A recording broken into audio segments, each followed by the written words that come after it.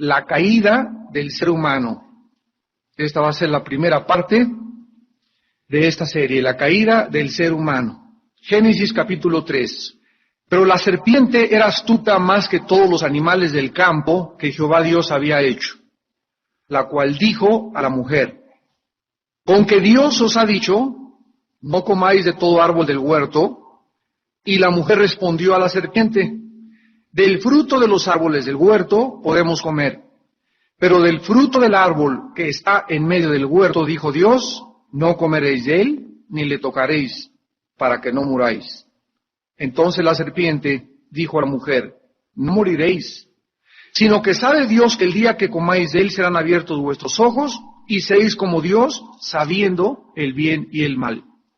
Y vio la mujer que el árbol era bueno para comer, y que era agradable a los ojos, y árbol codiciable para alcanzar la sabiduría. Y tomó de su fruto, y comió. Y dio también a su marido, el cual comió así como ella. Entonces fueron abiertos los ojos de ambos, y conocieron que estaban desnudos. Entonces cosieron de hojas de higuera, y se hicieron delantales. Y oyeron la voz de Jehová que se paseaba en el huerto al aire del día, y el hombre y su mujer se escondieron de la presencia de Jehová Dios entre los árboles del huerto. Mas Jehová Dios llamó al hombre y le dijo: ¿dónde estás tú? Y él respondió: oí tu voz en el huerto y tuve miedo, porque estaba desnudo y me escondí. Y Dios le dijo: ¿quién te enseñó que estabas desnudo? ¿Has comido del árbol de que yo te mandé no comieses? Y el hombre respondió: la mujer que me diste por compañera me dio del árbol y yo comí. Entonces Jehová Dios dijo a la mujer: ¿qué es lo que has hecho? Y dijo a la mujer: la serpiente me engañó y comí. Versículo 21. Y Jehová Dios hizo al hombre y a su mujer túnicas de pieles y los vistió. Y dijo Jehová Dios: he aquí el hombre es como uno de nosotros, sabiendo el bien y el mal. Ahora pues que no alargue su mano y tome también del árbol de la vida y coma y viva para siempre. Y lo sacó Jehová del huerto del Edén para que labrase la tierra de que fue tomado. Echó pues fuera al hombre y puso al oriente del huerto de Edén querubines y una espada encendida que se revolvía por todos lados para guardar el camino del árbol de la vida. El capítulo 3 del Génesis es el capítulo de la Biblia que establece todos los fundamentos, escúchenme muy bien, todos los fundamentos sobre los cuales descansa la mayoría de las doctrinas más importantes de la fe cristiana. Repito, el capítulo 3 del Génesis es el capítulo sobre el cual descansan la mayoría de las principales doctrinas bíblicas de la fe cristiana. En este capítulo se inicia o comienza el drama de la tragedia humana. Aquí encontramos la explicación presente de nuestra ruina, de nuestras guerras, de nuestros odios, de nuestras maldades, de por qué el ser humano se comporta como se comporta. Aquí descubrimos las artimañas y las estrategias que no han cambiado de nuestro enemigo espiritual invisible, el príncipe del poder de las tinieblas, llamado Satanás.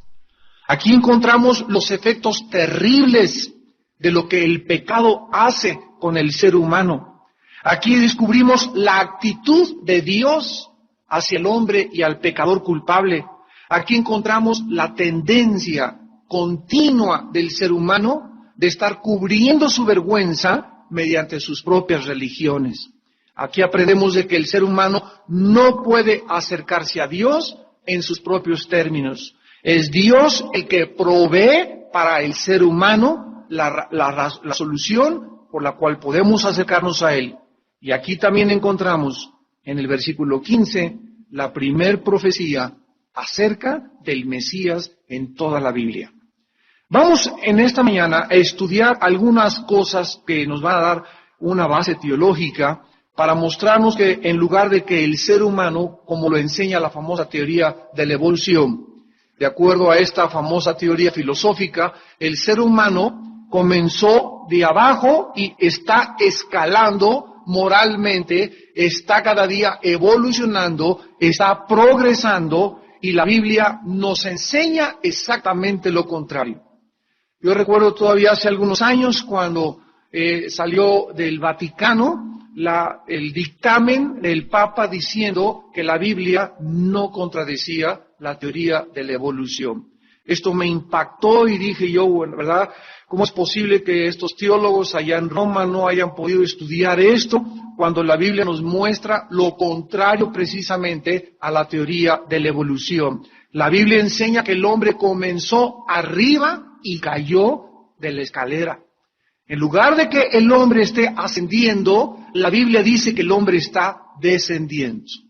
Entonces, aun cuando tecnológica y científicamente hemos llegado en el siglo XX a ocupar una preponderancia en el mundo académico y en el mundo de las ciencias y la tecnología, la Biblia nos dice, ahí está, ¿de qué nos han servido las computadoras, los cohetes en la luna y todo? Si estamos ahorita casi al borde de un holocausto nuclear en el cual podemos ver más de la cuarta parte de la humanidad destruida a través de las bombas nucleares.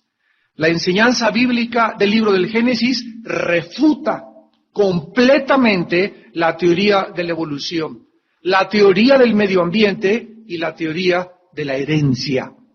Durante los últimos años, los filósofos han tratado de enseñarnos que todos los problemas del ser humano tienen su raíz o su origen en el medio ambiente o también en la herencia que hemos recibido. Actualmente al alcoholismo no se le llama pecado, se le llama enfermedad. A otros problemas que manifiestan conducta normal del ser humano se clasifican como, pues esa persona sufre delirios de paranoia porque se siente perseguido. La otra persona, como tiene 3 o 4 personalidades, es una enfermedad mental que se llama esquizofrenia. La otra persona, como tiene problemas de manías continuas, se le clasifica como maníaco depresivo. Entonces, la psicología, que es una pseudociencia, ha tratado de clasificar las anormalidades de la conducta del ser humano y las ha colocado en el área de las enfermedades. Sin embargo, esto no es así lo que la Biblia nos enseña. Estos falsos conceptos son solamente intentos para negar que el ser humano es una criatura caída a los ojos de Dios y extremadamente perversa de corazón. Miren ustedes lo que dice Isaías 64, versículo 6. Si bien todos nosotros somos como suciedad, todos nosotros somos como suciedad. ¿A quién le gusta este epíteto? ¿A quién le gusta esta clasificación? ¿A quién le gusta este adjetivo? Inmediatamente los seres humanos reaccionamos. ¿Cómo que somos como suciedad? Si el ser humano es originalmente bueno, somos bondadosos, pero la Biblia nos muestra lo contrario, repito, siempre el pensamiento humano es opuesto al pensamiento bíblico, demostrándonos con esto que la Biblia tiene la razón, porque los pensamientos de Dios no son nuestros pensamientos, y en la forma en la que razonamos y en la forma en la que llegamos a nuestras conclusiones, nos demuestran que siempre son equivocadas y opuestas a las formas que Dios piensa. Esto nos muestra que la Biblia no pudo ser un invento de los seres humanos. Porque por naturaleza, repito, la tendencia humana es de que el hombre es originalmente bueno y bondadoso. La Biblia nos dice que somos como la suciedad. Pero no se queda ahí la Biblia, continúa diciendo, y nuestras justicias. O sea, las cosas buenas que tú crees que haces, ay, pues hace 2 años le hice un asilo a unos ancianos, ahí pues a los ojos del mundo, ¿verdad? Alabado sea el Señor, es una persona buena. Pues Arafat, el terrorista más grande de los últimos 25 años, le dieron el Premio Nobel de la Paz. En Cuba se alaba a Castro, el pueblo iraquí alaba a Hussein, el pueblo en Corea del Norte alaba a Jong-un. Los seres humanos estamos engañados, estamos engañados. Este hombre en Corea del Norte ahorita acaba de decirle al mundo, ¿saben una cosa? Yo no me voy a desarmar, háganle como quieran. Y el pueblo completamente lo está levantando y lo está alabando. Una de las excepciones más grandes que tenemos ahorita es Venezuela, donde el 80% de la población se levanta contra este dictador que trae la escuela de Hussein y de Castro y de todos aquellos que quieren a través del poder y la fuerza represiva y el totalitarismo apoderarse de los pueblos. Es una excepción Venezuela. O sea, ¿qué nos habla esto? Que Venezuela todavía tiene una oportunidad delante de Dios y que Dios no ha abandonado a Venezuela, porque el pueblo está reaccionando.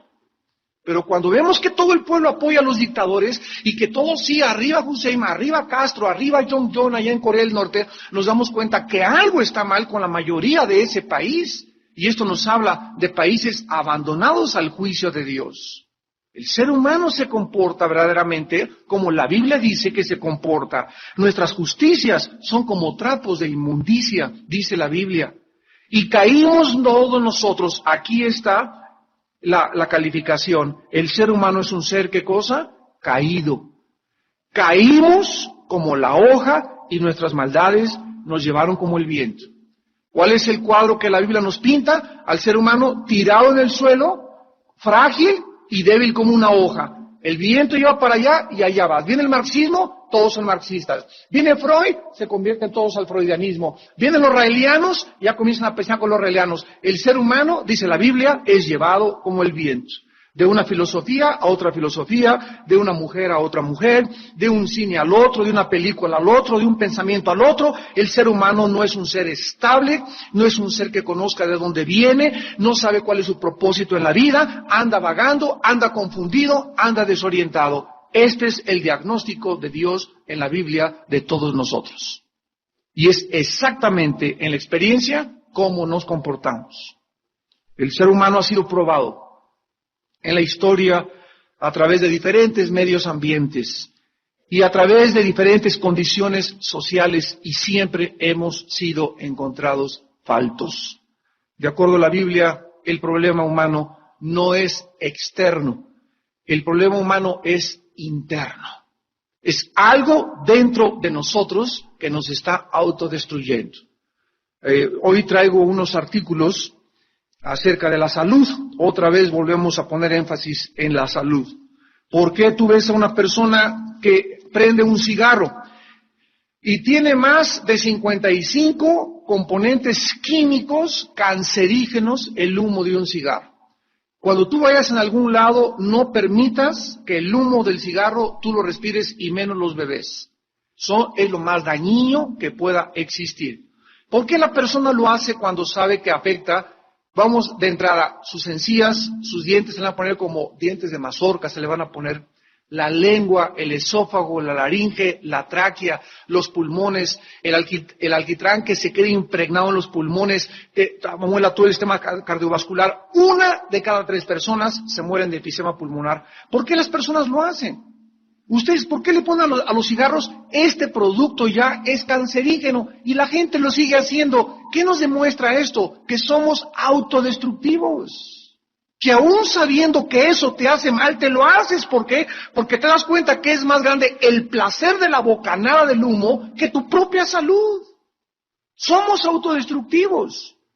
Miren lo que dice aquí estos artículos que acaban de salir en la revista Newsweek de hace 2 o 3 días, de enero 20, la revista Newsweek. Dice así, no fue hasta el siglo XX que se comenzó a experimentar y a demostrar los beneficios de las actividades físicas, hasta el siglo pasado, demostrando que cualquier persona que camina a diario media hora, nada más caminar media hora, o correr o comenzar a hacer un jogging como le llaman, en primer lugar, fíjense ustedes todos los beneficios nada más de hacer ejercicio, te baja el nivel del colesterol, te baja la presión sanguínea, te reduce el riesgo de ataques al corazón, de embolias, de osteoporosis, de diabetes, del cáncer de colon, te fortalece los huesos, las coyunturas, los músculos y te mejora muchísimo la ansiedad y la depresión. Todos estos beneficios, hasta el siglo XX, se descubrieron que hace el ejercicio. Entonces, nada más caminar media hora, todas estas cosas son benéficas para ti. Dice aquí, por ejemplo, este artículo, que la actividad que más calorías quema es correr. Corres y quemas 720 calorías por hora a un paso de 10 minutos por milla. Pero el ejercicio más completo de todos es la natación, quemando 790 calorías por hora con un crawl, ¿verdad?, normal. Ahora, solamente si tú estás sentado en un lugar todo el día en tu oficina, estás sentado en tu bufete, estás sentado en la iglesia, caminas, lo más que caminas es subirte al metro, al camión, y es lo más que le haces. Si tú a eso le agregas lo que comes, sin hacer ejercicio, o sea, esas calorías que nosotros comemos, las debemos de eliminar. Y la única forma de eliminarlas es haciendo ejercicio. Y si no las quemas, se te quedan y se convierten en toxinas.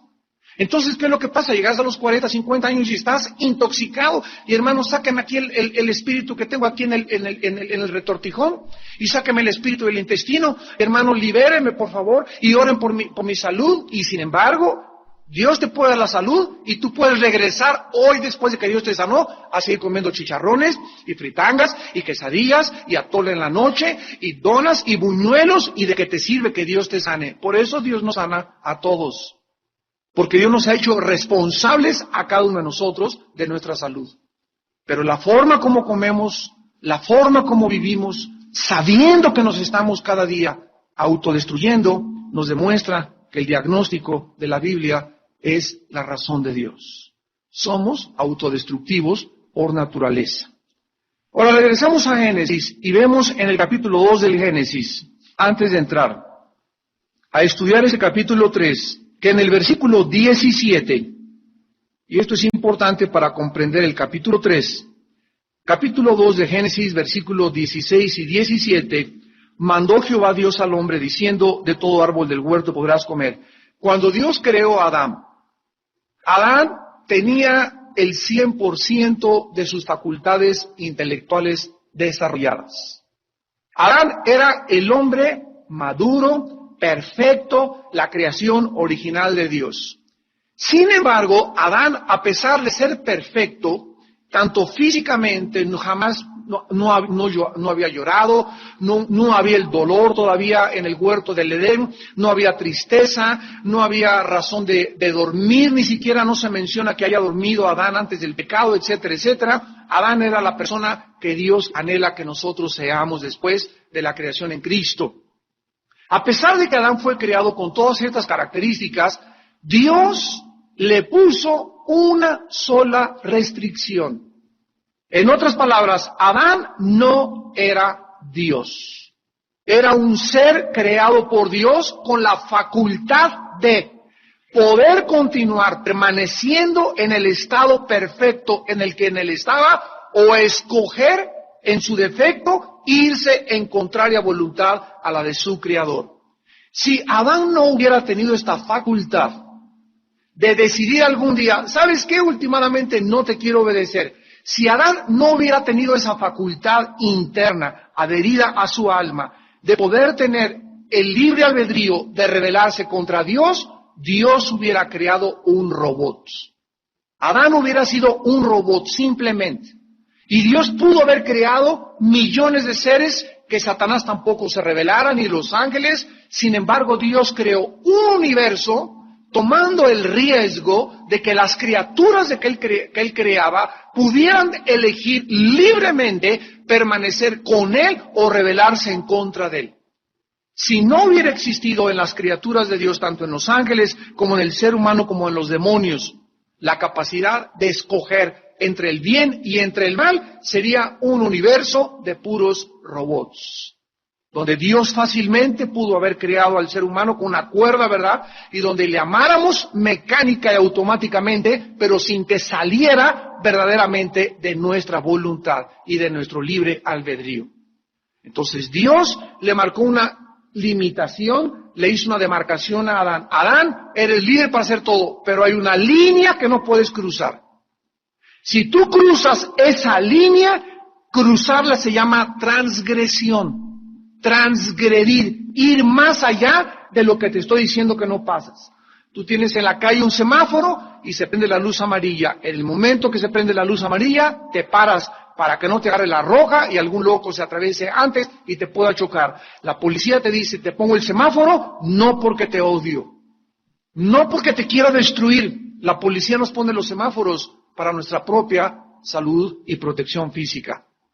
Entonces, Dios cuando nos pone restricciones y nos dice, no uses el sexo antes de casarte, Dios te está previniendo, advirtiendo de las consecuencias que no le quiere creer nadie a Dios, y por eso está lleno de madres solteras el mundo, está lleno de SIDA, está lleno de niños sin padres, está lleno de enfermedades venéreas. ¿Por qué? Porque la Biblia dice, no cometerás inmoralidad. Y el ser humano ha rechazado totalmente el juicio y las condiciones de Dios, porque el ser humano no le cree a Dios. Pero nosotros somos un pueblo llamados a someternos y a entender que lo que Dios nos dice es siempre, siempre, siempre para nuestro beneficio. Dios le dice a Adán, no comerás de cualquier árbol. Del árbol de la ciencia del bien y del mal, versículo 17, capítulo 2, no comerás. Porque el día que de él comiereis, ciertamente morirás. Dios crea pues al ser humano un ser moral. Y esto implica la libertad de escoger entre el bien y entre el mal. De otra manera, repito, hubiera sido un simple robot. Pero de acuerdo a la Biblia, el ser humano es un ser responsable de sus acciones, responsable para servir, obedecer y glorificar a Dios. No fuimos creados, escúchame muy bien, no fuimos creados por Dios autónomos. La palabra auto es yo o mío y nomos ley. Una persona autónoma, por ejemplo, la Universidad Autónoma de la Ciudad de México, significa autogobernable. Por eso la policía no puede entrar a la Universidad Autónoma porque es autónoma. Se rige por una autonomía privada, donde el gobierno está dentro de la universidad y no fuera de la universidad. Entonces Dios no nos creó autónomos, que yo me gobernara, que yo dijera lo que es bueno y lo que es malo, que yo determinara realmente qué es lo mejor para mi vida. Nos damos cuenta que cuando el hombre se le pone en esta situación donde tú eliges y piensas que tú puedes decidir con quién casarte, pues yo pienso que con fulanita, y esa muchacha creo que es lo mejor para mí, y creo que esa escuela es mejor para mis hijos. Cuando comenzamos a creer que somos autosuficientes para tomar decisiones sin tomar en cuenta al Dios de la Biblia, nos convertimos en autónomos y en enemigos de Dios. Dios no nos creó de esa manera. Dios nos creó para que dependiésemos totalmente de Él. Para que todos los días le dijera, Padre, voy a hacer esto, ¿me das permiso? Padre, esta escuela para mis hijos, tengo 2, voy a orar y quiero que me guíes, Señor, qué decisión en cuál escuela quieres. Padre, yo quiero estudiar ingeniero, pero tengo el deseo de servirte y quiero ser misionero. Señor, tú muéstrame, ábreme o ciérrame puertas, pero yo quiero hacer tu voluntad. Cuando Dios ve en el ser humano la actitud de buscar su voluntad, Dios te guía. Y te guía siempre a toda la verdad. Autonomía no significa el que hayamos sido creados por Dios, que nos vamos a gobernar. Dice en el Salmo 100, versículo 3, reconocer que Jehová es Dios. Él nos hizo, y no a nosotros, y no nosotros a nosotros mismos. Pueblo suyo somos, y ovejas de su prado. Desde el momento en que la razón de mi existencia no está en mí, desde el momento en que yo no sé cuándo voy a morir, desde el momento en que yo respiro en la noche sin saber por qué, pero algo me está sosteniendo y manteniendo en vida, cuando descubro quién es ese algo, quién es ese alguien, y descubro que es mi Padre, el que envió a Jesucristo a morir, es el Dios que inspiró la Biblia, desde ese momento me someto a sus leyes, me pongo debajo de sus preceptos, comienzo a obedecerlo y comienzo como consecuencia a ser bendecido en la vida.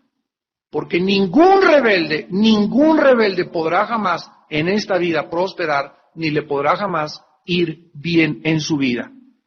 Ahora muy bien, el ser humano, todos lo sabemos, desobedeció, escogió lo contrario, comió, lo vamos a ver después, el fruto y cómo fue el paso del fruto, pero vamos a ver en primer lugar en el versículo 1 del Génesis 3, a este personaje misterioso, que fue una influencia externa para que el hombre fuera incitado o inducido a poder ir en contra de la voluntad de Dios, llamado por primera vez en la Biblia la serpiente. Esta palabra serpiente es la palabra hebrea hashas, hashas, que significa el brillante o la que alumbra o el que lleva la luz.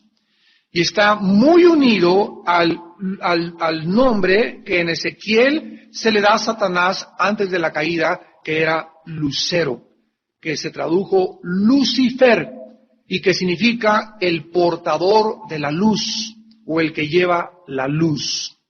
Este ser misterioso, contrario al concepto popular de que Satanás es que el diablo me hizo caer, es que el diablo me puso a mi secretaria ahí enfrente, es que el diablo me puso esta tentación. Contrario a este concepto de que Satanás es el autor de los pecados humanos, Dios en la Biblia nos enseña que todos los pecados brotan de nosotros mismos. Vayamos al Nuevo Testamento, al libro de Gálatas, y confirmemos y corroboremos esta verdad.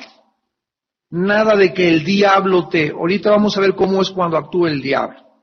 Dentro de ti y dentro de mí hay el potencial suficiente para ir en contra de Dios, sin inclusive una fuerza externa que es Satanás. Dice Gálatas 5, 19 al 21, y manifiestas son las obras del diablo. ¿Eso dice?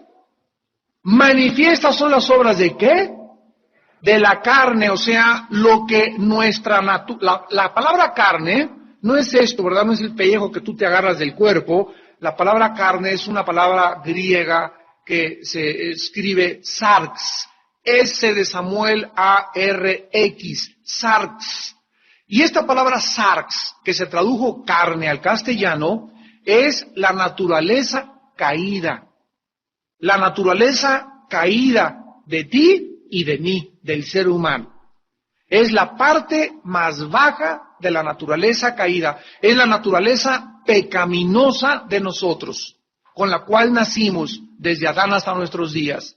Entonces, dentro de mí, estas obras las produce mi naturaleza caída. Y no importa que sea Moisés, que sea David, que sea San Martín de Porres, que sea San Agustín, San Cirindano, Santa Catarina, no importa que sea un papa, todos los seres humanos tenemos dentro de nosotros adulterio, fornicación, inmundicia, lascivia, idolatría, hechicerías, enemistades, pleitos, celos, iras, contiendas, disensiones, herejías, envidias, homicidios, borracheras, orgías y cosas semejantes, acerca de las cuales os amonesto. ¿A quién le está hablando Pablo? A la iglesia de Galacia, a los cristianos. Pablo le está diciendo, cuídense porque dentro de ustedes todas estas cosas existen potencialmente.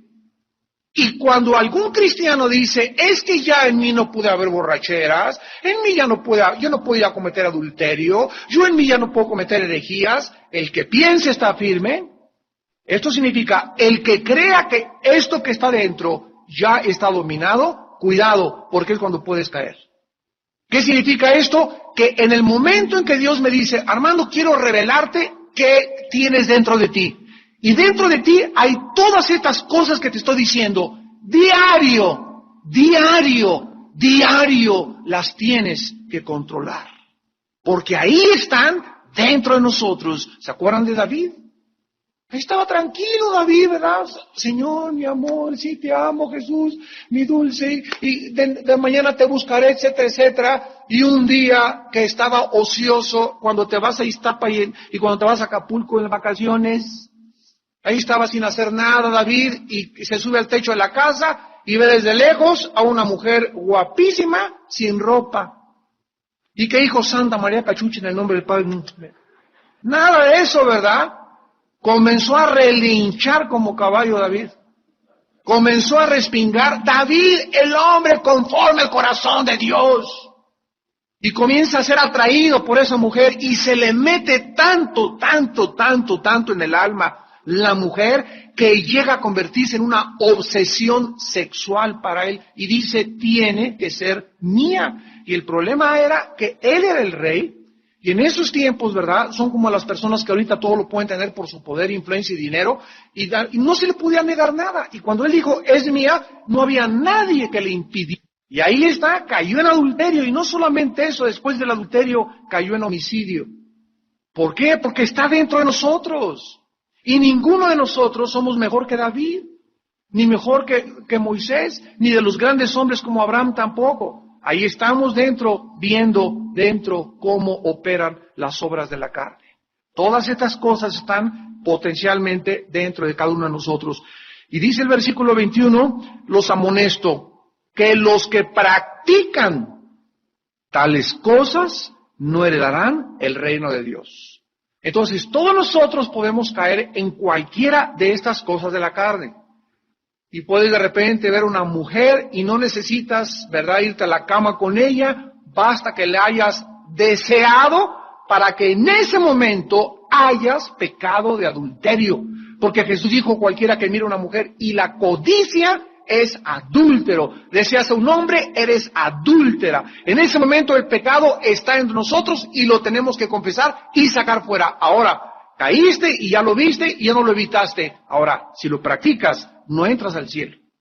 ¿Cuál es la diferencia entre un cristiano y uno no cristiano? Que el cristiano puede caer o pecar con pensamiento, con obra, temporal y esporádicamente. El no cristiano vive, se revuelca, se acuesta y se deleita en el pecado. Esa es la diferencia. Ay, hermano, pues ya caímos mi novio y yo en fornicación, ok, no hay ningún problema, levántense, ¿verdad? Y si estás embarazada te vamos a ayudar, muchachita, pero eso de que vivas con tu novia acostándote con ella cada semana, tú no puedes decirte que eres cristiano. Mentira que eres cristiano, mentira que eres cristiana, porque estás practicando, ¿qué cosa? La fornicación. Entonces puedes caer de vez en cuando, pero que me digas que vives y es un hábito en tu vida, emborracharte cada semana.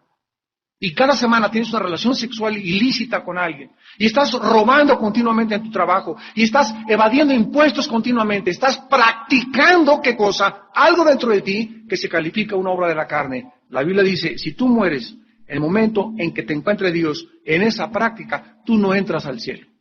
Tú no entras al cielo. Los que practican estas cosas no heredarán el reino de Dios. ¿Quiénes son esas personas? Mateo 7, 21 al 25. Señor, Señor. ¿Cuál Señor?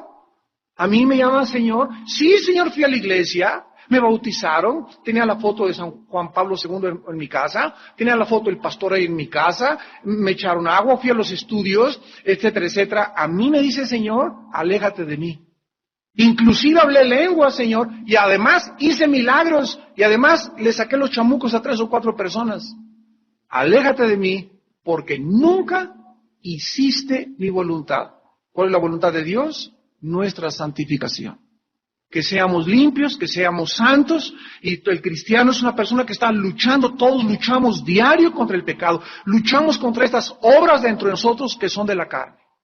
Y esto es lo que la Biblia nos muestra, que Satanás no es el autor. Ahora, cuando yo practico la fornicación, o la borrachera, o la lascivia, vean cómo opera Satanás. Cuando yo ya de mi propia carne, de mi propia naturaleza, permito vivir en eso, ahí es cuando viene Satanás y hace crónico, hace una obsesión. Ya tienes pensando 3 semanas en ese hombre, ya tienes pensando más de 15 días en esa mujer que no es tu esposa. Si Satanás ve que tú insistes en seguir alimentando la carne, él llega y te da la puntilla de remate.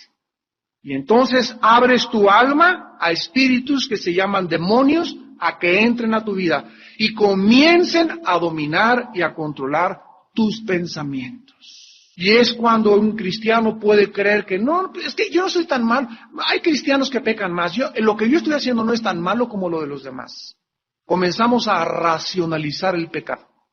Comenzamos a creer que lo que estamos haciendo no es tan grave como lo que hizo Bin Laden, o como lo que hace Arafat, o como lo que hace el Cuatemochas, o como lo que hace el Mochorejas. ¿Por qué? Porque somos buenos a nuestro concepto. Dios dice, tú practicas esto y tú no entras a mi reino. ¿Ven por qué debemos dejar que Dios sea el que decida qué es bueno, qué es malo. En nuestro propio concepto no somos tan malos como los demás. Y ahí caemos en lo que se llama autojusticia y en la religiosidad. El principal objetivo de Satanás, pues, es interponerse entre Dios y el hombre. Desviar el corazón humano de la verdadera adoración de Dios. Satanás va a hacer lo imposible porque tú no tengas comunión con Dios en las mañanas, en primer lugar. Si tú no tienes en la mañana el primer lugar en Dios y no oras en la mañana y tu corazón no es para Dios, Satanás está operando en tu casa tremendamente. Te está distrayendo de muchas cosas y lo más importante es buscar a Dios con todo nuestro corazón. Satanás busca usurpar el lugar de Dios, haciéndole creer a los seres humanos que podemos vivir independientemente de Dios. Sustituye las verdades de Dios por sus mentiras. ¿Saben ustedes cuál es la más grande falsificación de la verdad de Dios por Satanás? Se van a sorprender. La más grande falsificación y la más grande sustitución que Satanás ha hecho de la verdadera adoración a Dios son las religiones. ¿Qué son las religiones? Son sistemas, el judaísmo, los musulmanes, catolicismo romano, que están cubiertos ¿con qué cosa? Con alguien que crees que existe Dios y que hacen buenas obras. Y cualquiera dice, la religión hace al hombre más altruista, más bueno, etcétera, etcétera.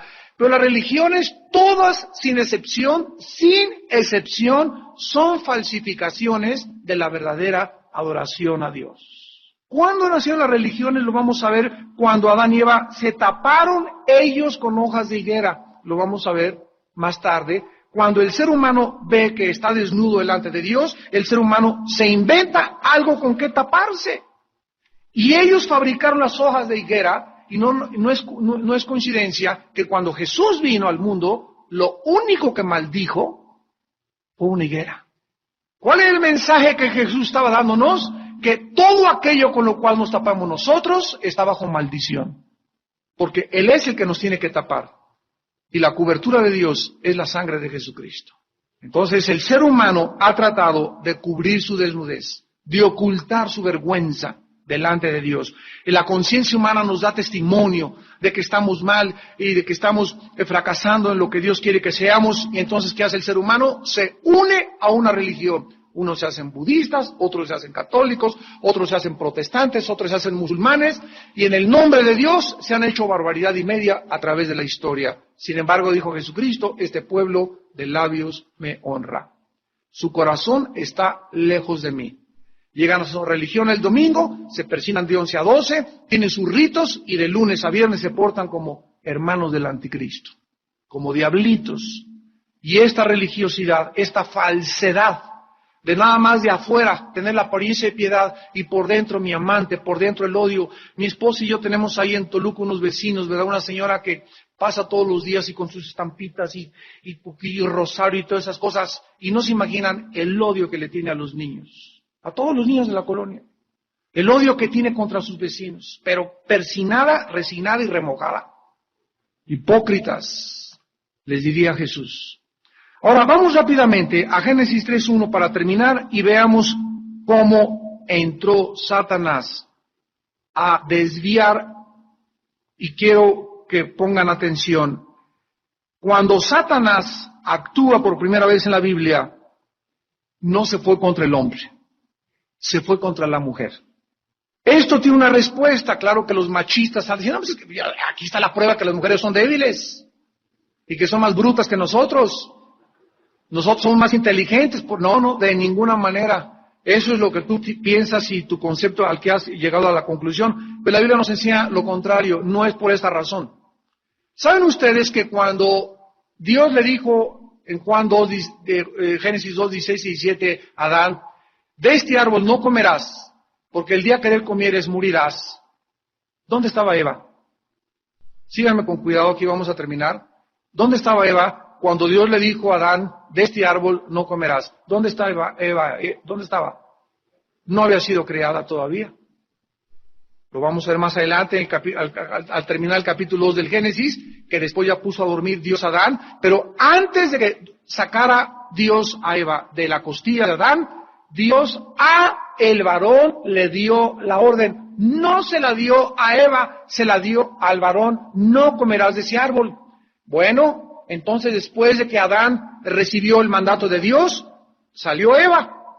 Y Adán le comunicó a Eva, fíjate que Dios me dijo que de ese árbol no comiésemos. Entonces Eva no recibió una revelación de Dios. Eva recibió una comunicación de un ser humano. Eva no recibió una revelación directa de Dios, Eva recibió una comunicación del ser humano. Esto nos muestra que cuando nosotros no tenemos una relación directa con Dios, por ejemplo, le dice a tu hijo, mira, mijito, no vayas a la discoteca. ¿Y por qué? Hay un humano le está hablando a tu hijo. Tu hijo, para que no vaya a la discoteca, necesita enchufarse con Dios directamente para que el Espíritu Santo le revele a su corazón por qué no debe ir a la discoteca. Porque cuando ellos escuchan mandatos de los seres humanos, no lo entienden hasta que no actúa el Espíritu Santo en su corazón.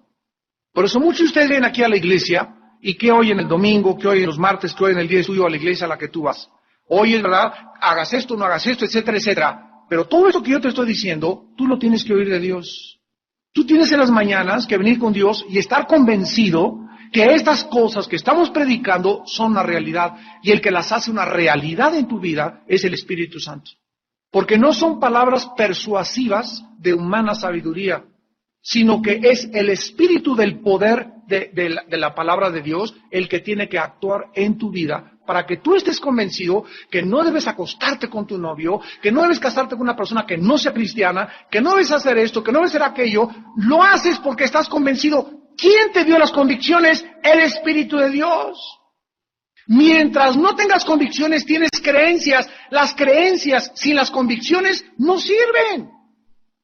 Tú dices que eres cristiana y que crees en la Biblia y andas con un muchacho que no es cristiano. Tienes creencias, pero no tienes convicciones, porque si tuvieras convicciones no andarías con un muchacho que no es cristiano. ¿No es verdad? Tú tienes las creencias, creo en la Biblia, etcétera, etcétera, pero le robas a Dios en los diezmos. Crees que hay que diezmar, pero en la práctica no lo haces. ¿Por qué no lo haces en la práctica? Porque no estás convencido. Y no es hasta que estemos convencidos que actuamos conforme a nuestras creencias, y ahí es cuando podemos afirmar y confirmar que Dios verdaderamente está en mi corazón. Porque la fe sin las obras, ¿qué cosa? Está muerta. De nada te sirve creer si no haces lo que crees, porque en ese momento hay una contradicción dentro de tu propia alma. Satanás ataca entonces directamente a la mujer. La mujer no tenía una revelación directa de Dios, tenía una comunicación humana. Y el ataque es precisamente hacerla dudar de lo que Dios había dicho. Es el mismo método que usó y sigue haciendo actualmente. ¿De veras Dios te ha dicho que nada más te conformes con una mujer? ¿De veras te ha dicho Dios que no la haces con uno que no es cristiano? Mira, se va a convertir después. Mira, después, ya en la luna de miel se convierte y le lees la Biblia. Es buena gente, mira, es buen muchacho. Comparado, hay otros muchachos que son cristianos, son peores que él. Este no es tan malo. Y comienzas a racionalizar y no a obedecer. La Biblia nos fue dada para obedecerla, no para argumentarla ni discutirla. Esa es la fe.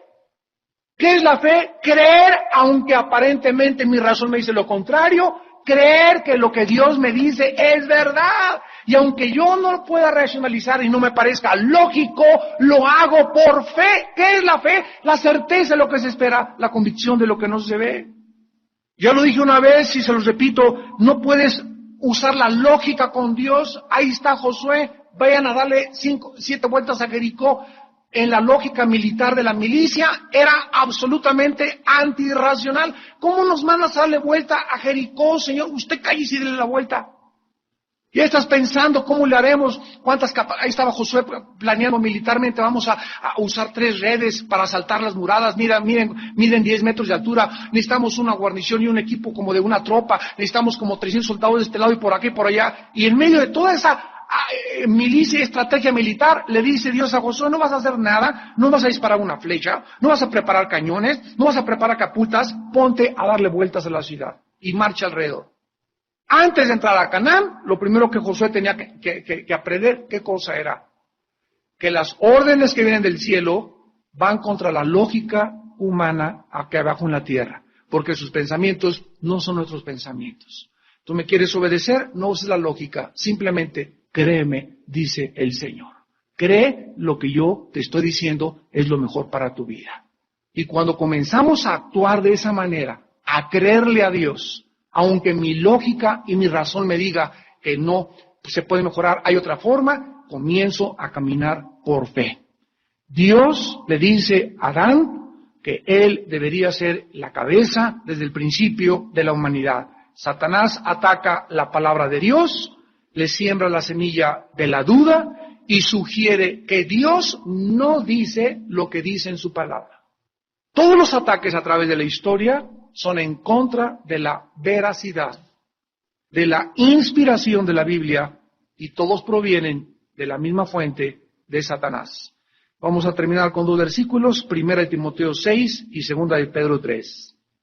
El apóstol Pablo, en 1 Timoteo capítulo 6, versículos del 3 al 5, le dice a su discípulo amado Timoteo, ahora vas a entender este consejo. Le dice Pablo a Timoteo, 1 Timoteo 6, 3 al 5, si alguno enseña otra cosa y no se conforma a las sanas palabras de nuestro Señor Jesucristo, ¿cómo se califican las palabras de Cristo? Sanas, en el griego es saludables, que nos hacen bien. Si no te conformas a estas palabras saludables del Señor Jesucristo y a la doctrina que es conforme a la piedad, vean ustedes, número 1, está envanecido. En segundo lugar, nada sabe.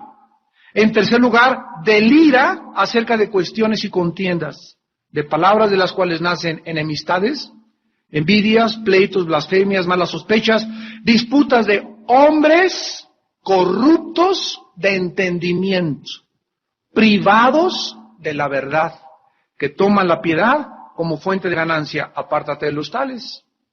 ¿Quién es este hombre? Rael, el Claude Borilón, tu padrino, el que comenzó con esta secta de los raelianos, un hombre envanecido, nada sabe, está delirando sus marihuanadas. ¿Quién es una persona que delira? Es una persona que está, ahí dicen, hay personas que están inconscientes y comienzan a balbucear cosas no conscientes, en estado inconsciente. Aquí dice la Biblia que estas personas que creen que saben más que Dios, que pueden poner en juicio a Dios y que pueden atacar la Biblia, no saben ni siquiera lo que están diciendo, están delirando. Les llama la Biblia corruptos de entendimiento, hombres privados de la verdad. A eso llega la humanidad cuando la humanidad rechaza esto. El momento en que el ser humano dice, ¿sabes una cosa? Esto es una tontería, yo sé más, en ese momento te levantas como Dios. En ese momento Satanás te ha dicho, levanta tu trono y alcanza al Altísimo, porque tú tienes igualdad de autoridad y de pensamientos que en Dios. La soberbia, escúchame, te corona y será lo que te autodestruirá. Y para terminar, en 2 de Pedro capítulo 3, dice el apóstol Pedro, al igual que Pablo, versículo 15 y 16, 2 de Pedro 3, 15 y 16, tengan entendido que la paciencia de nuestro Señor es para salvación, como también nuestro amado hermano Pablo, según la sabiduría que le ha sido dada, os ha escrito, casi en todas sus epístolas, hablando en ellas de estas cosas, entre las cuales hay algunas difíciles de entender, las cuales los indoctos e inconstantes tuercen. Ahí está. ¿Quiénes son las personas que tuercen la Biblia y las palabras de la Biblia? Número 1, los indoctos. ¿Quién es una persona indocta? Una persona no docta. Una persona que no sabe lo suficiente de lo que está hablando. Esa es una persona indocta. Y la segunda calificación es inconstantes. Creen que ya con 2, 3 años de Biblia y con 4 años de estudio bíblico ya se las saben de todas. Y sin embargo te das cuenta cuando estudias la Biblia que 500 años no nos bastarían para seguir aprendiendo lo que Dios nos quiere enseñar.